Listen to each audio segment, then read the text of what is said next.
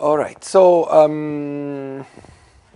I guess we need to continue from where we stopped last time, which, so let me briefly summarize what we're trying to do. The whole purpose of the discussion was to understand some properties of solids, of materials, based on the band structure ideas that we developed before. So we classified solids in three categories, well, actually in two categories.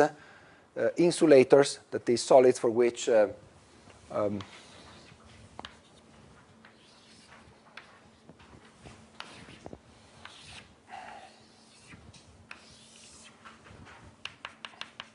insulators are solids for which the lowest available bands are all filled, and there is a finite gap of excitation between filled states and excited states, right? So we call these solids, we call them insulators. One. Vice versa, we call the metals. So insulators are systems for which the energy gap is larger than 0. Vice versa, we call metals systems for which the gap is 0, implying that the Fermi level, the Fermi energy, crosses one of the bands, of course, right? So it's the same thing as saying that the Fermi energy crosses a band, one or more bands, of course. All right? So there are clearly, the properties of these two systems are clearly different. At least some of the properties are quite different. And we're going to analyze later on an important property that makes these two systems different, which is, as you probably already guess, transport, the way they transport current, electrical current. We started by looking at optical properties. So we decided to look at optical properties.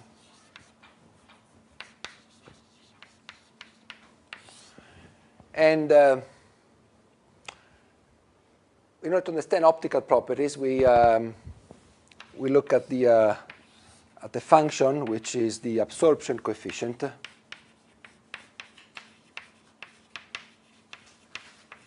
Which is essentially, we didn't go into much detail about that, but essentially it's the amount of photons that get absorbed for a particular frequency. In an experiment in which you're shining light onto your sample, and you look at how much light is transmitted after the through the material, okay? And the amount of photons that get absorbed here in the material, in our solid, in our sample, is expressed by this absorption coefficient. And we argue that if the system has a gap, that this is an insulator, the absorption coefficient must have a finite range corresponding to the gap of energies for which the absorption coefficient is 0. Oh, by the way, we argued also that absorption takes place by excitations between filled states and empty states in our system. Question? No. And that only vertical transitions are allowed by optical excitations. All right. So if the band structure looks like this, we have the first transition at this particular energy gap. Well, probably this one, which is probably the same. Sorry if the plot is not symmetric. And then you have transitions at all energies larger than the energy gap, as long as there is a filled state and an empty state which differ by that particular amount of energy. So there is a continuum of excitations, and then either it goes down to 0 or there are, depending on what is the band structure above here. But the main point is that there is a window of energies, of photon energies, for which there is no absorption. And then, after a while, absorption begins. So then we discussed what are the consequences for our say, understanding of the optical properties of having a gap where the absorption is 0. And we argue that at least for for visible absorption, it is important to understand whether the gap is above, below, or in between the visible range. Okay, so it's really a matter of deciding where the visible range, which we know is between roughly 1.5 to 3 electron volts, where it is in this plot here, in this energy plot. So it's really crucial to know where the energy gap is. So if the energy gap is below the visible, if the energy gap is above the visible spectrum, and the visible spectrum again is 1.5 electron volts, 3 electron volts roughly. It's not exactly like that, but just to give an order of magnitude. If the energy gap is above 3 electron volts, that's the visible range, then the system is transparent because there is no absorption in the visible range if the energy gap is above the visible range. If the energy gap is below the visible range, that is below 1.5 electron volts, then the visible range is all within the absorption range, of course, assuming that the absorption coefficient remains finite for large energies, and therefore visible light is completely absorbed. So you don't see through that material, essentially. So here the material is transparent. We gave you example of, say, water, ice, silica, polyethylene. These are all materials that, well, whatever looks transparent has this property. The energy gap must be larger than the visible range. There are not so many, but there are a few. If the energy gap is entirely below the visible range, then the material is clearly non-transparent or opaque or something. I mean, light doesn't go through, essentially. And there are plenty of examples around ourselves of materials that don't let light go through. And of course, there is also the possibility that the energy gap is in the visible range, and therefore you may have some strange properties, like, for example, the material looks reddish because it lets red light go through and not the high energy part of the. Yes?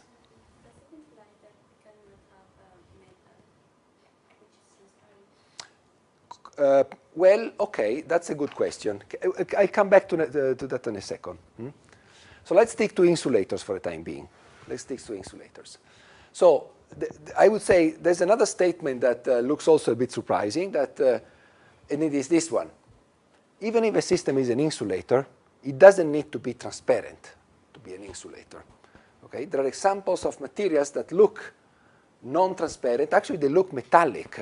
If the look of it actually shiny, metallic shiny, but they are not metals. They're still insulators, because to our eyes, they absorb all the light, but they still have a gap, which is below the visible range. An example of that, for example, of material like this is silicon. Silicon, I don't know if you've ever seen the silicon wafers that they use to prepare the chips, the silicon chips. They actually look like pieces of metal. They are shiny, shiny gray. So you would think of them as metals simply because they reflect completely visible light. But they're not metals. They are just absorbing all the visible light, but they have a gap. Silicon has a gap of 1 electron volt. So it's clearly below the visible range. So silicon absorbs all the visible light, so it behaves like a reflective material, like a metal in principle. It looks like a metal, but it's not a metal. It's not a metal because there is a finite energy gap of excitation. Okay? So this is an example of something completely opposite with respect to what you're arguing. Let me come to your question now. How does a metal behave in terms of optical properties? Okay, here we need to look at it a little bit. So here we were discussing insulators here, right? Systems with a finite gap. Suppose we now have a metal, all right? So a metal is characterized by a Fermi energy. Occupied states are here. Let's try to guess. Let's try to guess. What will be the first possible excitation for a metal? The minimum energy excitation. Can you guess? Optical one. Optical one. Optical one. It is true. I mean, you can have vanishingly small excitations with this energy, but they're not vertical. You see, if you want to excite an electron from here to here, you have to add the momentum, add the k, a little bit of k. You cannot do it vertically. So the only first vertical excitation is actually this one, right? Like this. So strictly speaking, a metal, there's not too much difference with respect to the optical properties of an insulator, because you can actually forget about excitations within the band that makes it a metal, because excitations within this band are not possible for optical excitations with photons. Okay? So I don't need to say anything more in principle with respect to what I already said for the insulators. Well, there will be an energy gap which corresponds to the minimum excitation to the next band, because I need to go vertical, so I can only hit the next band. And then the question, of course, is what is the difference between the Fermi energy and the energy of the next band. That will be the gap that we see optically. Okay? And I could do exactly the same, follow the same arguments and considerations I considered before. So, strictly speaking, the answer to your question is a metal, from an optical point of view, should behave like an insulator. This is indeed not completely true, however, because these kind of excitations are not totally forbidden, unfortunately. These kind of excitations are possible. They have to, they involve phenomena which are beyond this vertical selection rule that we just discussed. So it is not true that these processes are completely forbidden. They are indeed allowed. A small amount, because they come from additional phenomenology that I'm not going to describe here, but they are indeed allowed. They have to do with scattering, with presence of either impurities or electron-electron scattering or other properties or other phenomena that we are not including in a simple description of the band structure. So, say, the bottom line is that these kind of processes are allowed, so optical excitations can take place by violating this vertical selection rule. They're not too large. The intensity is not too large, but it is there. Okay, so the consequence is that in a metal, in addition to the vertical excitations that you would expect based on the, say, theory at zero, the zeroth order approximation to the theory, you also have here at low frequencies a shoulder that is due to processes taking place at low energies that is within the same band. Okay? So this is what you see in addition in a metal. In a metal you see nothing else, I mean, nothing more than what you would see in an insulator, because again, if you stick to the vertical approximation, there's nothing different qualitatively with respect to an insulator. However, these vertical transitions are now, strictly speaking, verified. There are violations to that rule, and those violations become evident in the low energy part of the spectrum with a shoulder that grows at low energies. Of course, then the question is, where is the visible spectrum here? Now, in most cases, the visible spectrum is actually somewhere here. Of course, it depends on the width of this, which in some sense also depends on the width of the band here, because the maximum energy you can excite is from here to here, right? So the maximum width of this excitation band is the width of the band in principle. Well, depending on a number of, let's say, parameters, this band typically falls in the visible range. So metals, generally speaking, behave like non-transparent materials. But not all of them, not all of them. And it depends also on the number of how many carriers you have, how many of these electrons you have available, and what is the strength of this low energy contribution to the optical spectra. Okay, so the general statement, however, is that metals do behave like non-transparent systems, not because of vertical transition wouldn't explain that. You need to invoke more sophisticated processes in order to explain the low energy part of the absorption spectrum for a metal. Okay?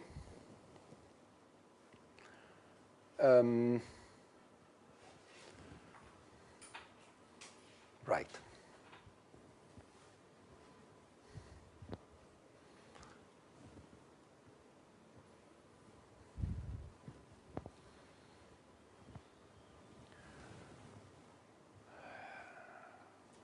Anything else they could say about it?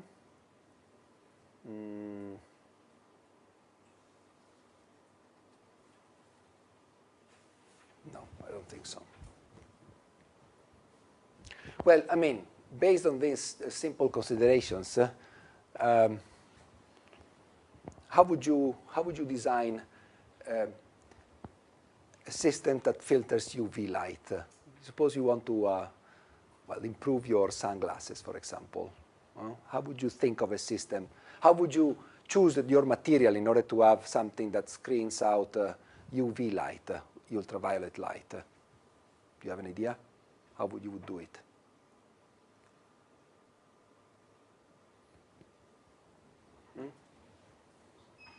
You want to have you want to design new sunglasses, right? For your own safety, perhaps. You want to be hit. You want your eyes to be hit by ultraviolet light, right? Because it's dangerous. So how would you design a UV filter? Something that filters UV light, and of course, lets you see through. So, okay, I need to have a gap. Yep. Which is comparable with that wavelength of UV. Right. So where is UV, by the way? Where is ultraviolet? Do you have an idea where is ultraviolet in the energy spectrum? Loud. Above 3 electron volts, right? So whatever is above the visible, it's ultraviolet. So ultraviolet is from 3, 4 up to, well, depends. It depends on up to 100, let's say, 100 electron volts. I'm not sure where the most dangerous one is, but certainly the sun has a large component around 10 electron volts, for example. So what, I mean, ultraviolet light from the sun is has a large component between 3 and 10 electron volts, so in the low part of the ultraviolet spectrum. And you want to get rid of that. You want to remove it. You don't want that light to hit your eyes, for example. So how would you choose your material? So, okay, I'll choose materials with energy cap which is less than 3 electron volts. But not too much less than that, right? Because otherwise you don't see yourself. Okay, so the ideal material is something where the gap is exactly 3 electron volts. If the gap is exactly 3 electron volts, you will see through, visible light will go through, but ultraviolet light will not.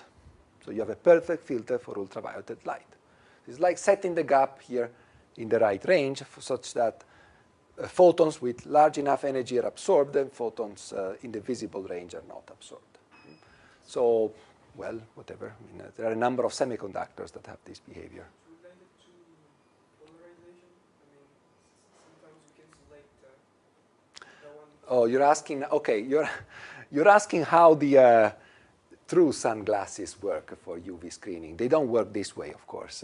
So they're not made of materials that absorb selectively based on these considerations, light in the UV range. They're actually made of materials that, well, it depends. I mean, part of the story is also due to absorption there. But part of the story is also due to the fact that they just reduce the amount of light because you select only one polarization out of the possible, well, two components of the polarization, right? Polaroids, for example, they select just one polarization, and so you essentially reduce the intensity of the light by a factor of 2.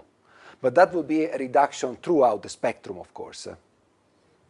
The way the UV screens typically are constructed is in such a way that not only you get a reduction because of polarization, but you also get a reduction because of the, there is actually a filter, a material that is used, filters out, I mean, based on this principle, light at frequencies higher than 3 electron volts. So there's a combination of the two. Part of the reduction is due to polarization, part of the reduction is due to, particularly the one selective to UV is based on this. I actually don't know what kind of materials they use in UV, in Polaroids, in standard sunglasses, but I would suspect it's microparticles of oxides or something like that. All right. So is it possible Yep. to filter just a single frequency? Oh, is it possible to filter just a single frequency? Well, if you look at the typical band structure, you would say no, because bands are, I mean, have a width, and there is no reason. I mean, you would really have to be to design your material very accurately in order to make sure that you only have one frequency that absorbs.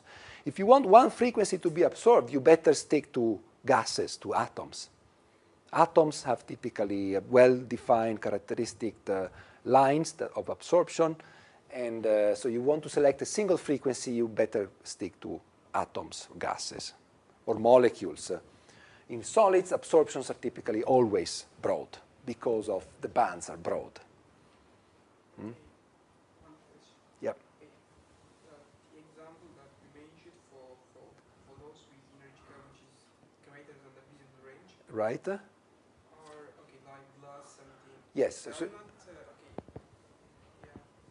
Okay. And when we start the lecture, we say those materials are not like they are not ordered oh, something. And then how can no, I don't think there is any relationship between the order and the. So you're asking whether, I mean, you're saying that we remarked at the beginning of our classes that at least the examples I gave you for materials that are disordered, glass, polyethylene, water, because water is liquid, so it's disordered, they all happen to be transparent, belong to this category. I don't think there is any particular reason why this is so. I think it's just, I mean, by chance. There are an equally large number of materials that don't have this property and they're disordered. Simply, the most common ones happen to be. I don't think there is any connection between the two phenomena. It's just by chance. maybe the energy file maybe is different. So I mean, is that appropriate to argue with this? No, I don't think there is any connection between order in the system and the presence of a gap. Not necessarily. I mean, there might be some connections, but not obvious ones, at least. Yeah. Okay.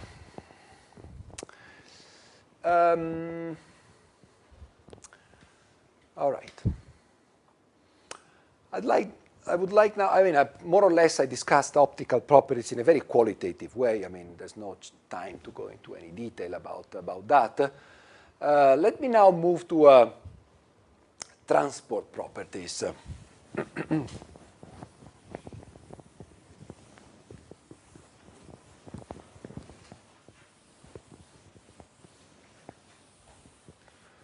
So I'm now going to discuss a little bit transport properties. Well, by transport I mean electrical transport, of course.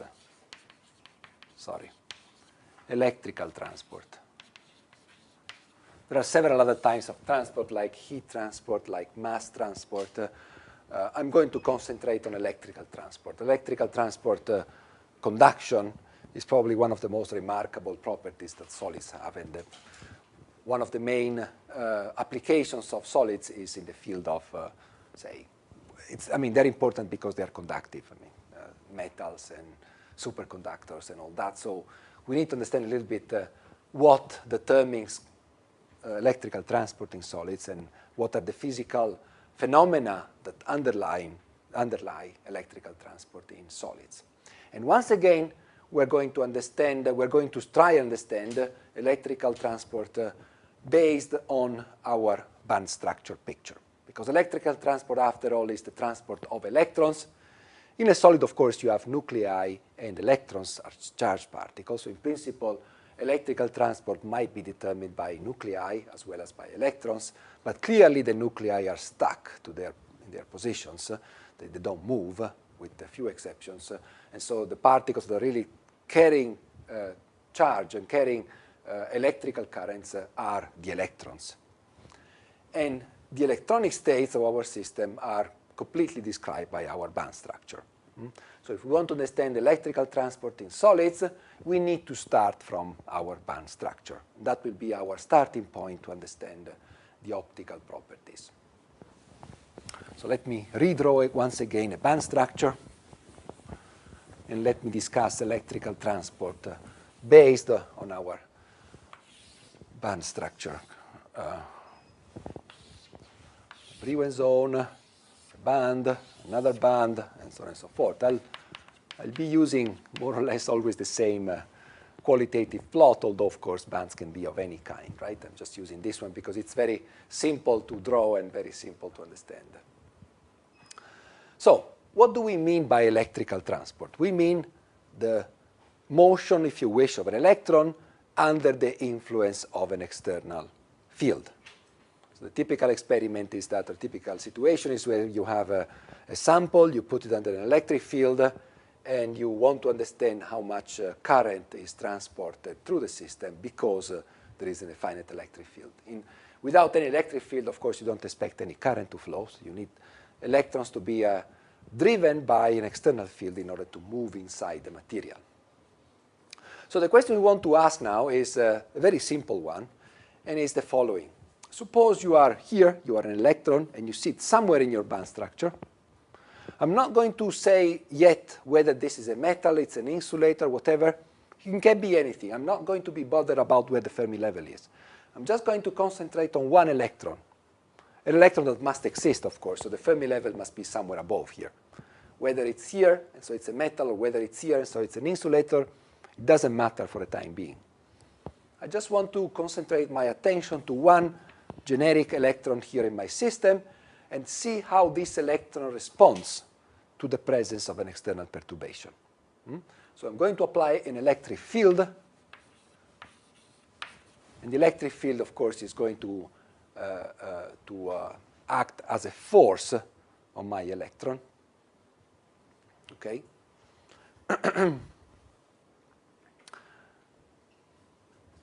And it's going to do something to my electron. So what is my electron going to do? Now, before I discuss this phenomenon, I need to discuss an important property of band structures. So let me use now this corner of the blackboard to discuss an important expression, an important relationship that is going to be very useful for our purposes.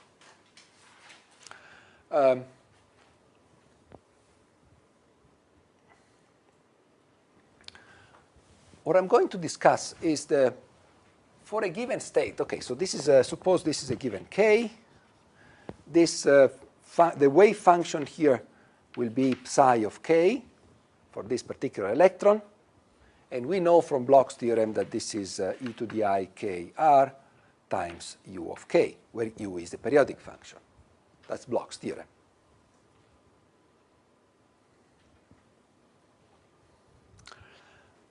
What I want to calculate is what is the momentum of this state. Okay? It's an arbitrary state. It is given by this wave function, which is a solution of our periodic Hamiltonian. What can I say about the quantity p, actually p of k, which is psi k p psi k? The expectation value, actually, let me use vectors. I mean, this is actually generic. I can do it in 3 dimensions. So what is the momentum of this object? What can I say about the momentum of this state?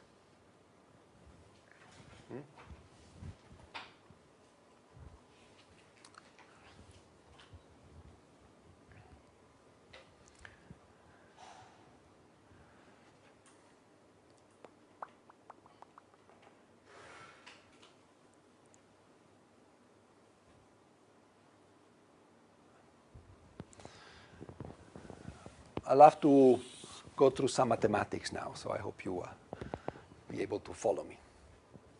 So first thing, what can I say about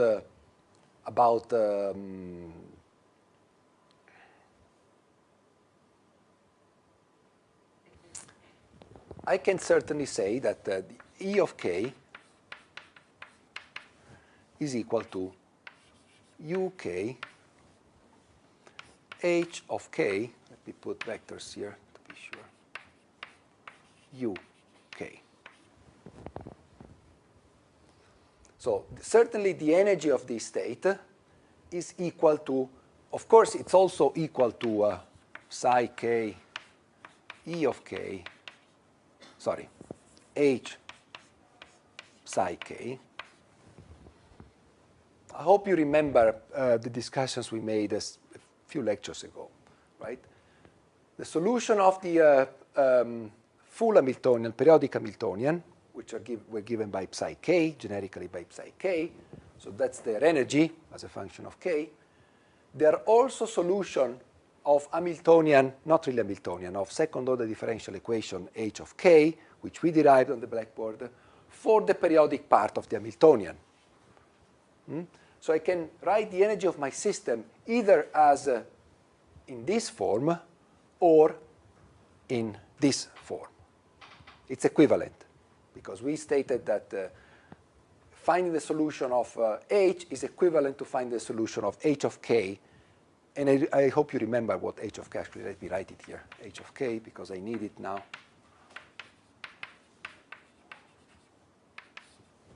So this was delta squared plus 2i k dot delta minus k squared plus v of r. Right? H of k was this funny Hamiltonian with two additional terms that we derived at the blackboard some time ago. Right? We argued that you can either look for the solutions in terms of size, real solutions, and h, or you can look at solutions of h of k in the space of the periodic functions. And h of k is given by h plus these two terms. This interesting term that depends on momentum and this constant k squared here.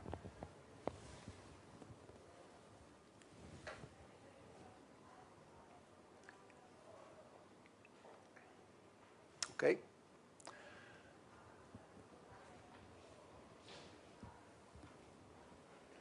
So let me now take the gradient with respect to k of E of k. You might remember that I told you at some point that we were going to discuss this, that the velocity of a block state is given by the derivative, the slope of the band structure. That's exactly what we're going to do now. So I'm now going to take the derivative, the gradient, with respect to k of our band structure. So what is it?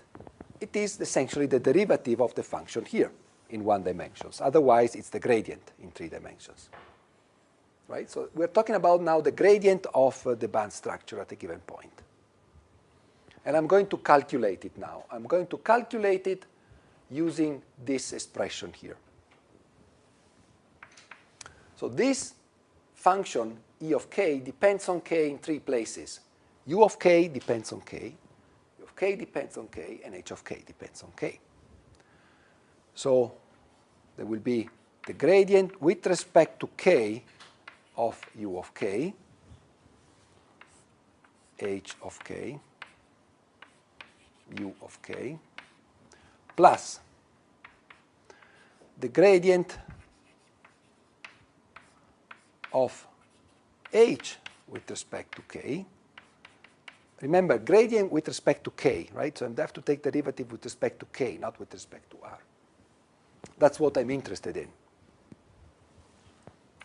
U of k plus u of k, h of k, gradient with respect to k of u of k.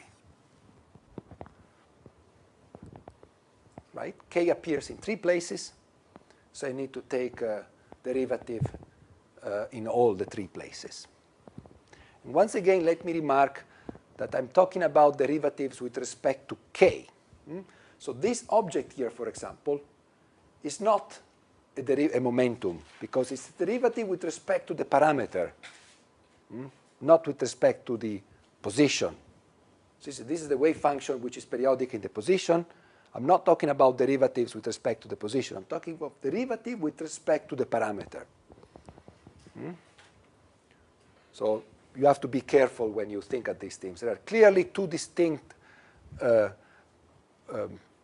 variables here. One is the space variable r, which is the real space, and k is the quantum number. And what I'm doing here is taking derivatives with respect to the quantum number, k. I need to continue on this side of the blackboard. Let me consider this term here. This is h of k, u of k. So that can be written as ek uk by definition, right? Because u of k is an eigenfunction of h of k. Similarly, I can decide here to apply h to the left, right? And if I apply h to the left, again, u is an eigenvalue, an eigenfunction of h. So this term here can be replaced by just a number, not an operator. So let me collect first term and third term together. They both contain an e of k, right, which I can extract out because this is now a number. And then it's dk uk plus uk dk uk.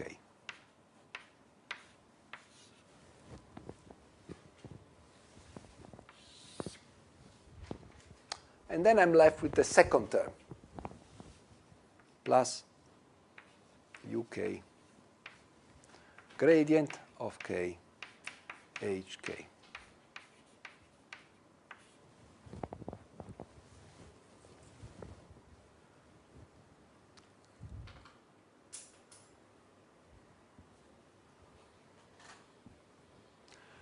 What can I say about this term now? dk uk uk dk uk. I can say that this is dk of uk uk, right? I just take the gradient.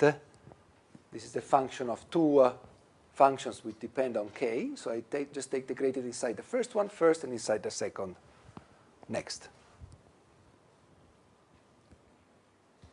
But uk, if the wave functions are normalized properly, is 1 regardless of the value of k. Right? So this thing here is 1 independent of k if they are normalized properly. So the gradient of something which is always 1 is 0. So all this disappears. By the way,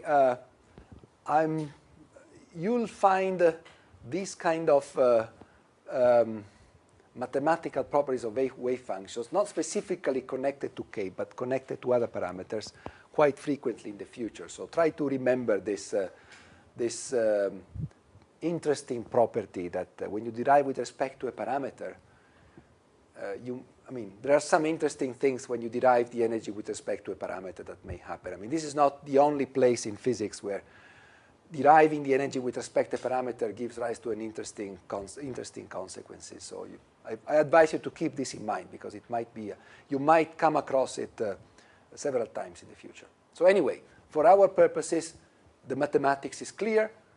This is the gradient of something which is always 1, so it disappears. So we're only left with this one. So we have an important statement for the time being, that the gradient of the energy with respect to k, this derivative, is the expectation value on U of the gradient of h of k. But h of k depends on k only in two places. So it's not trivial, it's not easy, it's not difficult to carry out actually the gradient of of h of k. Let me do it. What is the gradient with respect to k of h of k? K appears here, right? So it's trivially, the first term is trivially minus h squared over 2m 2I delta, right? It depends linearly on k here. It's a scalar product. So the gradient is just the linear term. Yes? Okay. We say actually U is not the wave function, right? No, it's the solution of h of k. Yeah. Okay. And we normalize psi of k, not U of k. No, you remember when we discussed normalizations, we decided to normalize u of k, not psi of k. When we had the discussion about the normalization, we said that psi of k, we want to normalize functions within the unit cell, right? And so within the unit cell, if you take the square of the wave function, the square of the wave function of psi k is equal to the square of uk. So normalizing u or psi is exactly the same. The other h of k is not the reason Hamiltonian and not in general Hermitian, but I think in this case it's Hermitian. It is Hermitian, yes, correct, yes. You're right. So the question is whether h of k, since it's not a real Hamiltonian, whether it is Hermitian or not. The answer is yes. Yes, it is Hermitian. In fact, you can write it as a sum of real operators because it's the previous Hamiltonian plus a constant plus the momentum operator. So it is Hermitian because it's a combination of, physical operators. Yes. Okay, so gradient of k, of h of k with respect to k. First term is here. Second term is the gradient of k squared. Do you know the gradient of k squared, what it is? The gradient with respect to anything, The gradient also with respect to r of r squared. The modulus of r squared is r dot r. Right, exactly. So it's this must be 2r, right? Because r squared is r dot r, so you can take first the gradient with respect to the first r, and it gives you r, and then the gradient with respect to the second r, and it gives you r. Okay?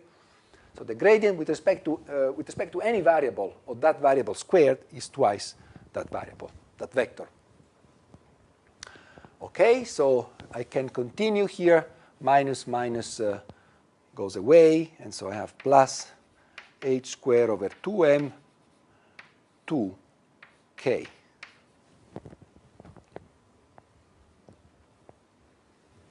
All right. Actually, I can remove here a number of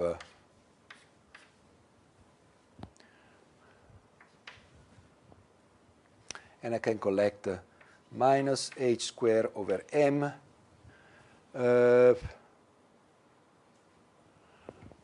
Now you have to remind me. The momentum is P is IH, the gradient, right, with respect to R. Minus. Sorry. Now I have to be explicit. This is the gradient with respect to R, not with respect to K when I calculate the P. So here is the gradient, of course, with respect to R, right? If I don't say anything, it's the gradient with respect to R, to the position. So there's a minus, so let me put a plus here, and I have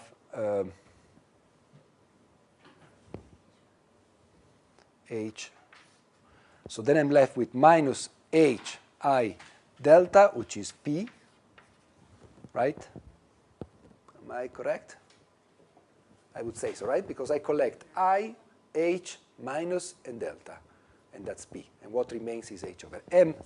And then here I have minus now, H bar K.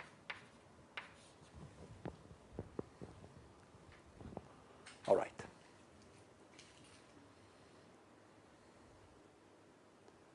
Perfect. So what I can say is that, starting from here, gradient of with respect to k of e of k is, this was a digression on the gradient of k. I have to continue from here. It's uk h over m p minus h bar k uk. Is there a plus?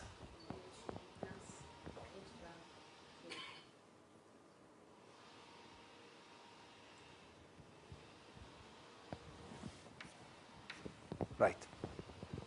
Thank you. Okay.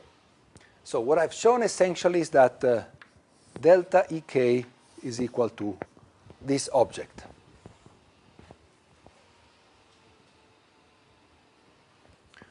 All right. Last step.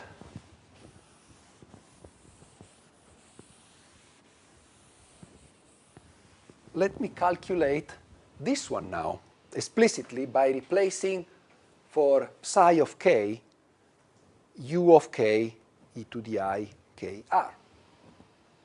Okay? So p of k is equal to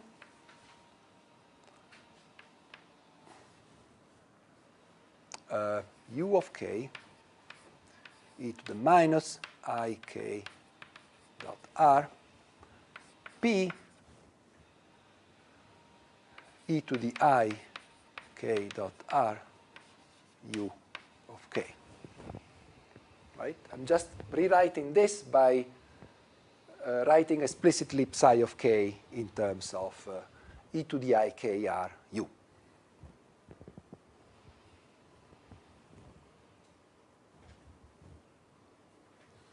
But when p applies to this pair of functions, the exponential and u to the right, I can do it one by one, right? So this is equal to u of k e to the minus I k dot r.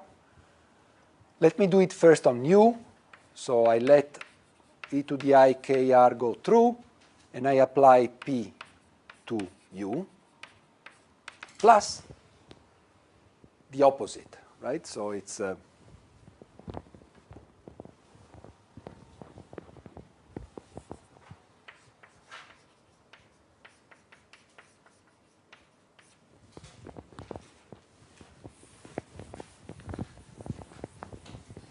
now the calculation might look a bit tedious, and it is the first time you see it. But in this calculation, the reason I like to do this calculation is that you see at least 4 or 5 interesting mathematical concepts that are quite common in solid-state physics. So that's the reason why I like to do this calculation really, extensively, because you have seen at least 3 or 4 aspects, mathematical aspects, that if you will ever have to deal with solid-state physics, you'll see it several times during your career.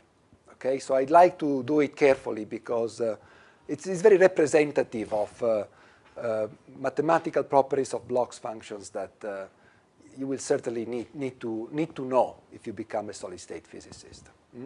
So that's why I indulge in this kind of calculation, even though it looks a little bit boring, perhaps. All right. So the second part is p now.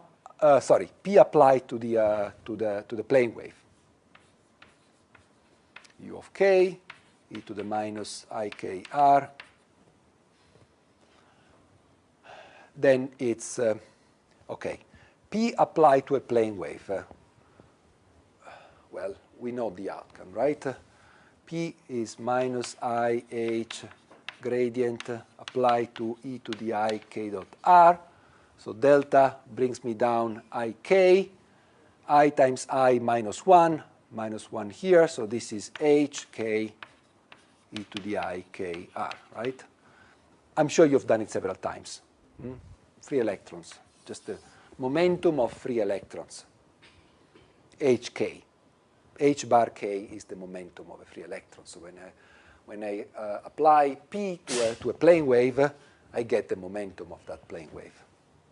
So e to the I k dot r h bar k u of k.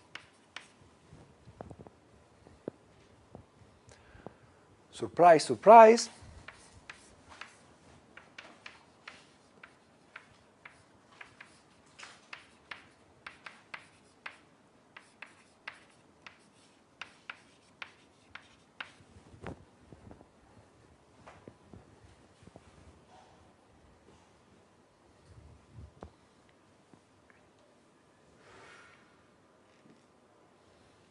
So before we realize that that's exactly the same as what we've written here, let me comment on what we've done here.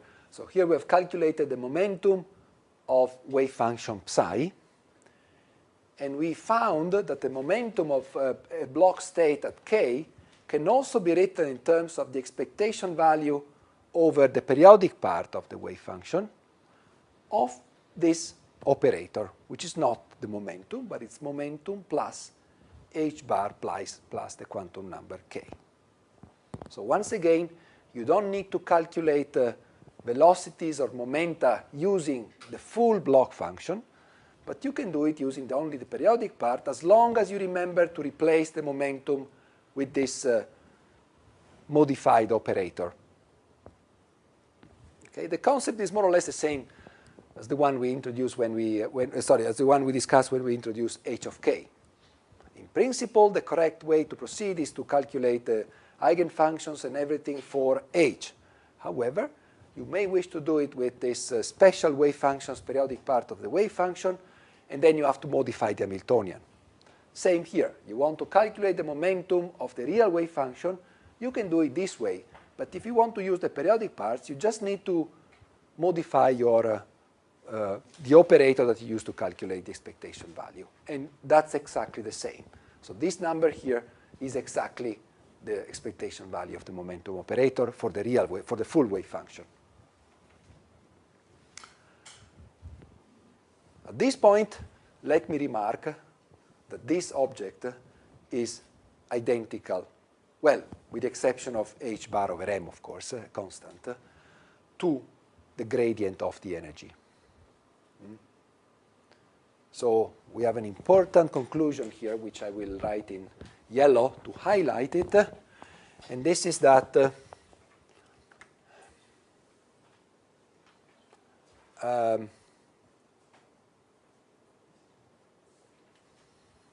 expectation value, well, P of k in our language, so the momentum, the value of the momentum, the expectation value of the momentum operator for block state at k is equal to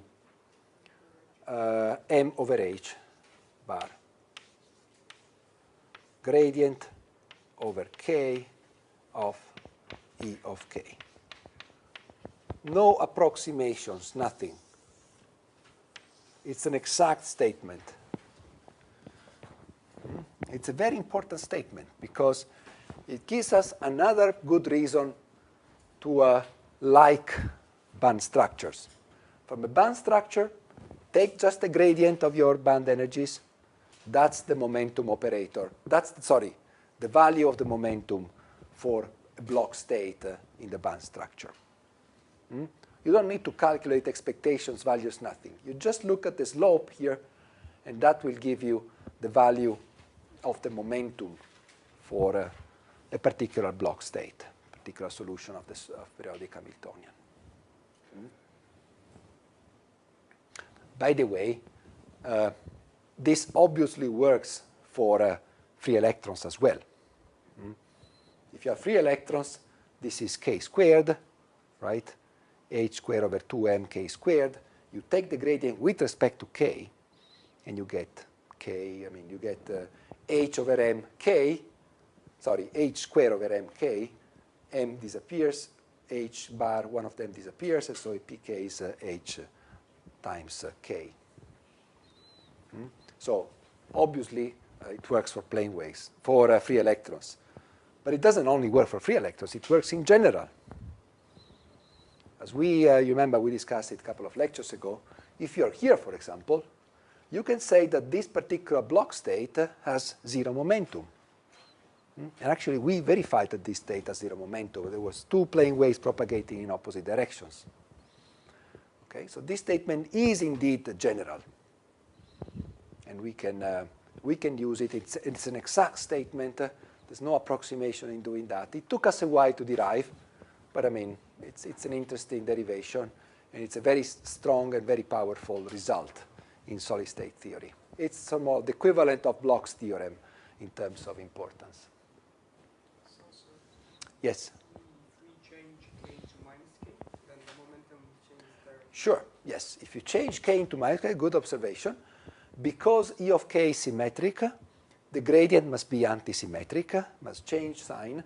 So obviously P of k, an obvious consequence of this is that the P of minus k is equal to minus P of k. Yes. Correct. That's, again, an exact statement. Of course, assuming that the Hamiltonian is not time dependent, but this our V is not time dependent, or there's no magnetic field, or so on and so forth. So, but anyway, generally speaking, it is true that the momentum here is exactly minus the momentum here, obviously. Right? They have opposite momentum. Everywhere in the band structure. If you're here, they have opposite momentum. Yes? So it implies that even the velocities at the different points. Yep. Yep. Yeah. What is velocity? Velocity is just momentum divided by mass, by definition.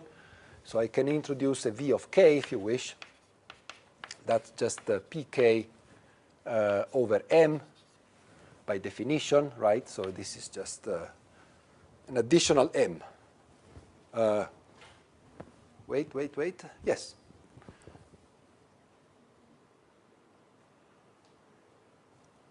VKM, yeah, 1 over h bar. Sorry, 1 over h bar gradient, k. Right? 1 over h bar gradient. Yeah, the velocities are opposite. Thanks for the remark, because this is actually an interesting remark that allows me to notice that whatever the Fermi level in my system, whatever it is, for every electron that has a given velocity, there will be another electron with exactly the opposite velocity. So all the field states, if I look at all the electrons actually present in my system, which are the ones that fill the states, for every electron that I will have an electron with an opposite velocity. Right? If the Fermi level is here, all states, a state here will have another state here with opposite velocity. State here will have another state with opposite velocity. At least as far as the field ones are concerned, which are the relevant ones, the real electrons, the electrons that exist. This is true both if I'm in a metal, but also if I am in an insulator. Because in any case, since I'm filling up to a given energy value, whatever I do, I will always have electrons with opposite velocities below that Fermi level. So what if we have odd number of electrons, like 3, for instance? Wait a sec. Odd number of electrons per cell, or in general? In general, let's say we feed odd number of electrons. Okay. Consider that when you say odd number of electrons, we say per cell. So we fill only half of it, but we have an infinite number of electrons. We have an odd infinity. Okay? So I don't think it's so relevant what you're saying, because it's... For the one for electron which is C at k is equal to 0, that's like... we are never in a situation where we have 1, 3, 5 electrons as a whole. We always have an infinite number of electrons. In some cases, they correspond to an odd number of electrons per cell. In some other cases, they have an even number of electrons per cell. But the total number of electrons is always infinity in an infinite system. So it doesn't make sense to say whether they have an odd number of electrons. Yes, okay, you may have, if the number of electrons per unit cell is odd, and you choose to go to infinity only with odd numbers of cells, okay, the number will always be odd. But we're talking about one electron out of an infinite number of electrons, so that doesn't really count. Okay. Hmm? Okay. Here the energy is smooth, and let's say at k equal to 0, we have yeah. And then what is the one? Okay, the one which is with the minus. We say for every electron we have. Well, of course, with the exception of k equal to 0. Of course, sorry, yes. With the exception of k equals to 0. K equals to 0, it's, yes. So what does it really mean? I mean, does it have some consequence? You're asking whether the fact that at k equals to 0 there is no opposite velocity? Well, at k equals to 0, because of k minus k, the curve must have a minimum or a maximum, must be a stationary point. And if it's a stationary point, the velocity is 0. Yeah, but, All right? There is an exception, okay? And that's your homework.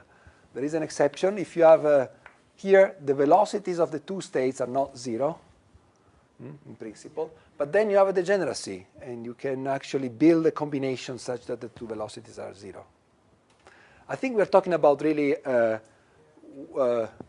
sets of 0 dimensions, which is not really relevant for us. yeah, because something which is stationary is not physical acceptable in case. Something that is not, sorry? That's stationary.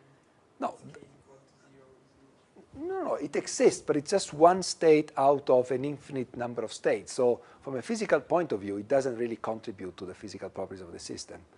It cannot affect, just one point affect the behavior of the whole system. One electron out of infinitely many electrons cannot really alter the behavior of the system. Okay? Okay, right. So what I wanted to say is the following, that whatever you do, with exception of sets of 0 measure, okay, let me be more precise if you wish, you always have an electron with opposite velocities. So in the stationary state, the electrons, on average, don't move. Or at least, for every electron that moves in a given direction, you have another that moves in the other direction. So there cannot be any current, net current, flowing in a system at stationary equilibrium conditions. Of course, it's obvious, right, that you don't expect any current flowing at stationary conditions, otherwise there would be something wrong. But it's interesting to see that this actually arises not just as a general principle that we impose, but actually as a result of a calculation of something that we clearly derived through our mathematics, that without any external field, the total current that flows into a system must be 0, because you have an equal number of electrons moving in opposite directions. Okay. I wonder whether I should... Yeah, sure. Okay. Okay, we say K runs from minus pi to pi, but Yes. we exclude the one in right? We exclude one end. Oh, you're always talking about these sets of 0 measure. Okay. Yeah, okay. Yes, we need to exclude. Yes, if we include this one, we have to exclude the other edge. Yes.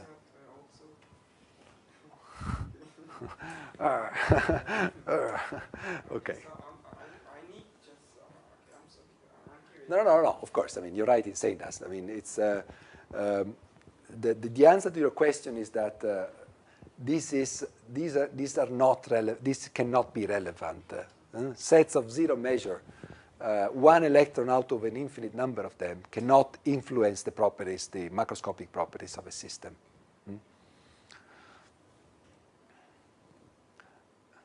Yes. By the way, there are several other reasons why this picture is not fully valid, more than what you're just arguing. I mean, think of just the number of defects that you have in a material. Can you prepare a material which is totally free of defects? No. Right? You'll always have a finite concentration of defects. What do you do with those defects? You just stay home and you don't do your theory? I mean, no. You go ahead and assume and hope that those defects are not going to affect the macroscopic properties of your system. Okay. All right. So, yeah. So that was perhaps a bit boring, but we had to go through it. And I guess we just need to remember this and of course the velocity here as the main result of all this mathematical derivation. Let me now introduce the electric field. What's happening when we have an electric field? Well, this electron here, regardless of where is the Fermi level, regardless of all the rest, will be subjected to a force that is given by the charge times the electric field. So it will start to do something. It was originally here, stationary, if nothing else was happening, solution of our Hamiltonian. Okay? At some point, I switch on an electric field, I perturb the system, and this electron will start to do something. It will start to go somewhere else. In fact, we're now going to use perturbation theory to try and determine what is the fate of this electron. So we're going to assume that the electron will do a sequence of transitions induced by this external perturbation between states that arise from the unperturbed Hamiltonian. So if I do that, I immediately have to assume that this is a perturbation. I have an external perturbation which induces transitions in my system, but I can still work with the basic structure of the unperturbed Hamiltonian and just study the problem in terms of jumps between eigenstates of the unperturbed Hamiltonian in order to understand the dynamics of my problem. This clearly means that I have perturbation theory in mind. If perturbation theory was not valid, namely, if this field was large enough, it wouldn't be possible for me to continue to use the unperturbed states as a good starting point to describe the dynamics. So this is to say that I'm going to use perturbation theory in some form to discuss now the dynamics of the electron in the presence of an electric field.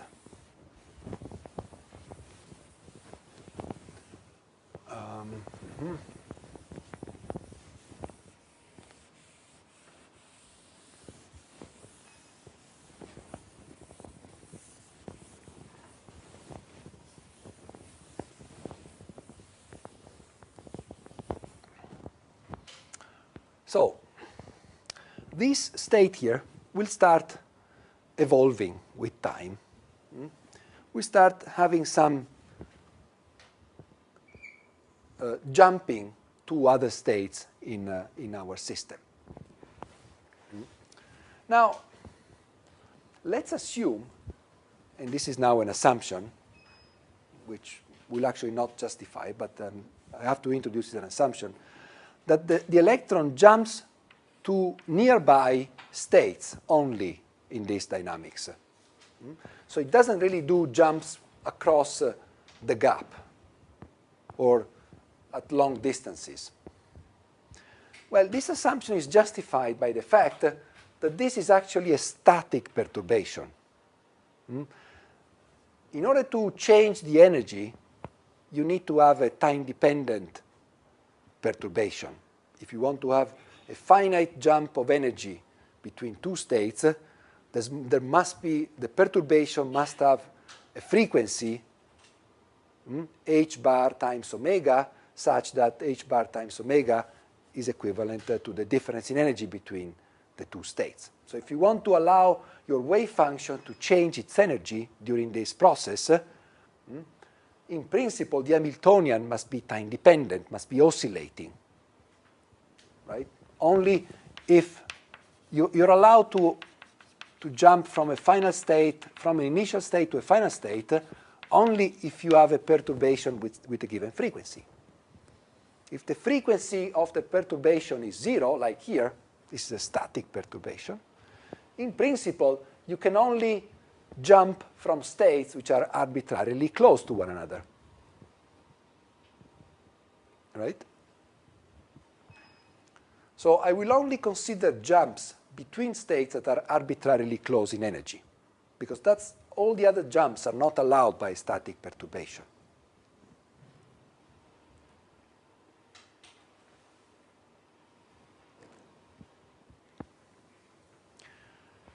So there will be, in a time delta t, the system will jump to nearby states.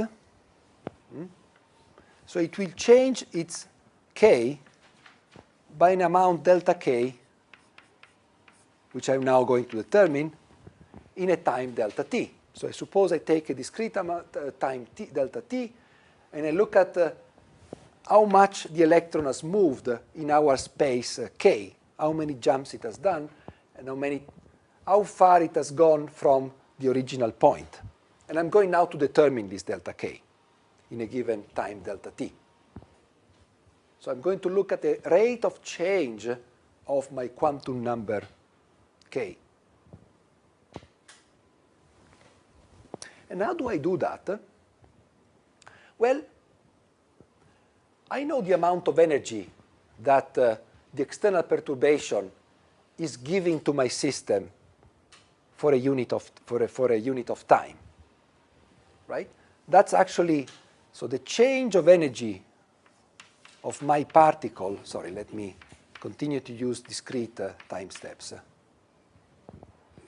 The amount of energy that my external perturbation gives to my system in a time t, small t, will have to be the force acting on the electron times its velocity,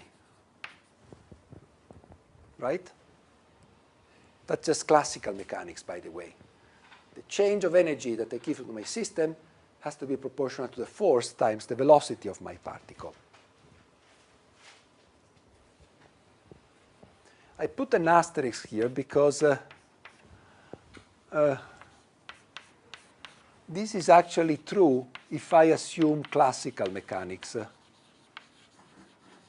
which is not entirely justified because my problem is actually a quantum mechanical problem.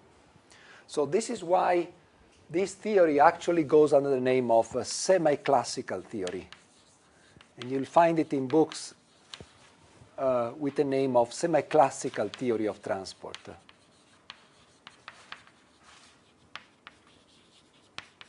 All right? And the asterisk refers precisely to this approximation. Here is where I'm using classical theory.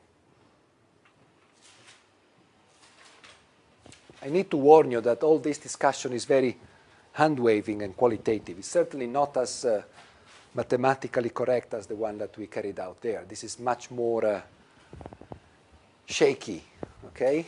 But I hope you'll understand and you'll be able to capture, some of the features of this theory. So, I want to understand how much the electron is moving. So I want to understand what is the rate of change of k as a function of time. How do I determine that? Well, certainly the amount of energy that the electron receives due to the external field is, of course, F, the force is minus E, the electric field, right? Is given, at least if I assume classical mechanics, is the power, the change of energy. So it's a force times the velocity of my particle. That is.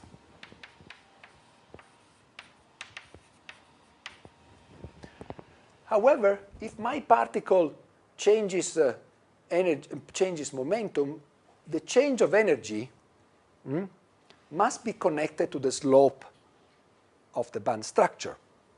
In other terms, the amount of energy that the electron, if this is the amount of energy due to the external force, the electron must be moving around this band by something which is the derivative, the gradient, let me use now one dimensions, with respect to k times dk dt. Right? That's the energy that physically I know I'm providing to the system in a unit of time. That's the energy that the electron will have to change in the band structure, and therefore, what is the rate of change in k? And if I want the two of them to be the same, these two quantities must be the same.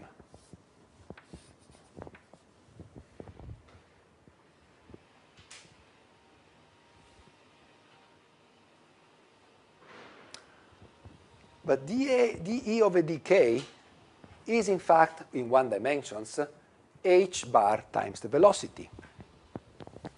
So this is h bar times the velocity, k, dk dt. Allow me to do these considerations in one dimension, okay? So you have a single, it is also true in 3 dimensions, but let me do it in 1 dimension, so just for simplicity.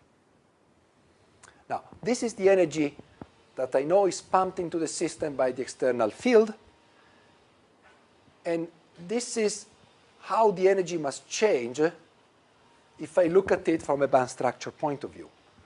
So if there is an energy pumped into my system, the momentum must change by an amount which is given by the equality between this and this. Right? Is that clear? I mean, I'm forcing the electron to change energy because I'm pumping energy into my system by this.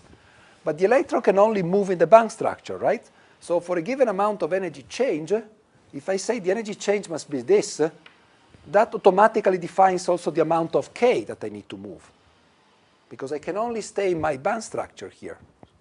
So if I put energy into my system, I need to change k correspondingly. And that's the rate of change in k, and that's the energy I'm pumping into my system. So I can now equate the two and find out the change of delta k in delta t, which is what I wanted. So dk over dt, v, by the way, disappears here and here, and it's just minus E A h bar.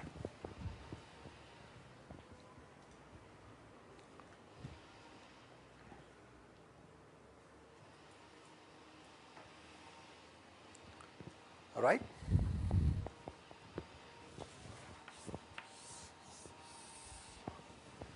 So in other words, I have an external field that is forcing changes in my system. The electron will move in my band structure with a rate of change of k, which is equal to the external force divided by h bar.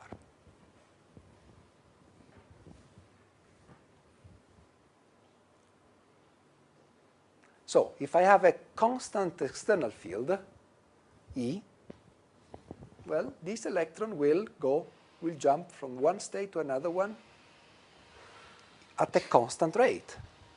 So it will just move with a constant velocity, not real velocity, right? Velocity in the space of the k, in this quantum number.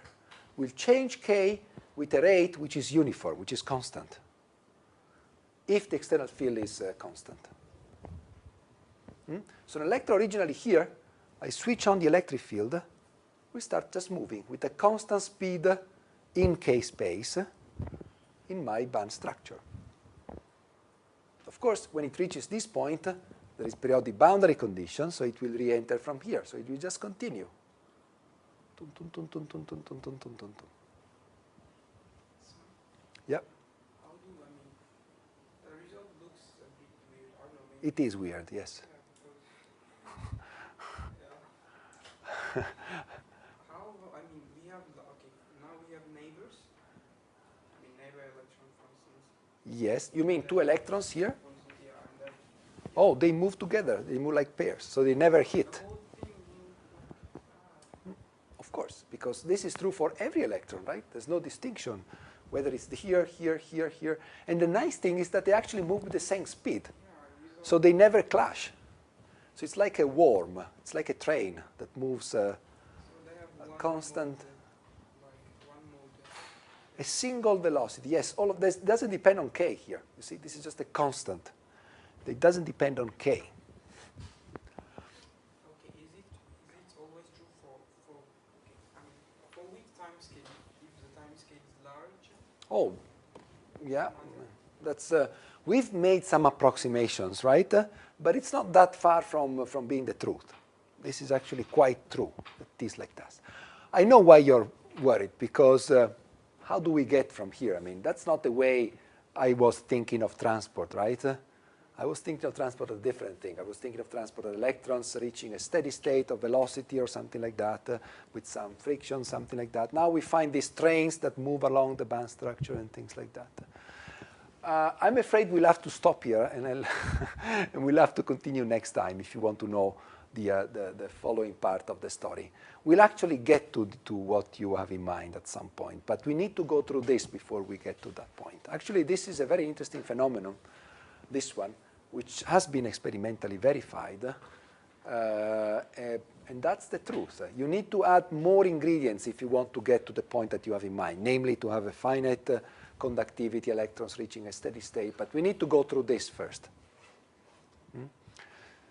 Okay, so I suggest that we stop here for the time being. We are not yet over with the theory of transport. We need at least one more lecture in order to get to the final thing. So we continue on Wednesday, right? The next lecture will be on Wednesday. Test, plus we continue on this, then Friday, and then so on and so forth, okay? All right. Good. Questions? Okay.